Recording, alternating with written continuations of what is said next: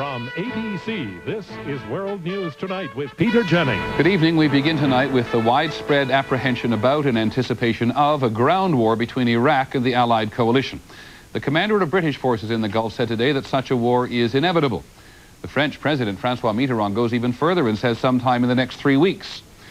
The chairman of the Joint Chiefs of Staff and the Secretary of Defense leave for Saudi Arabia tonight to discuss a land war with the overall commander of Allied forces, General Norman Schwarzkopf, who is playing his cards very close to his chest.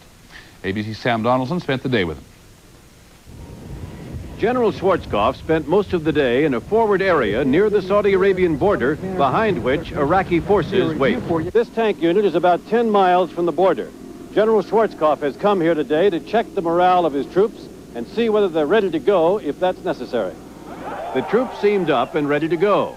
And Schwarzkopf took issue with the report that Allied bombing has not substantially reduced the fighting ability of Iraq's elite Republican Guard. Well, I think we've been very effective. I think we've done as much as we thought we'd do to this point, and probably more. Some Pentagon official, unnamed, quoted the New York Times as saying it only reduced it by about 10%. Yeah, well, it's amazing how some of these unnamed Pentagon officials get their information all the way back in Washington versus what we have over here where the war is going on.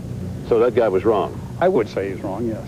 Are you reaching a point where many of the Republican Guard units could be called combat ineffective? I wouldn't say they're combat ineffective, but I would certainly say they're seriously damaged.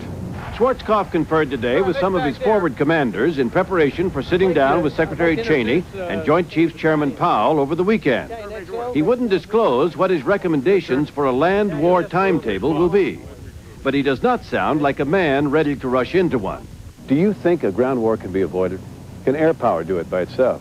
I don't know. I think it's still too early to tell. I think got to wait and see.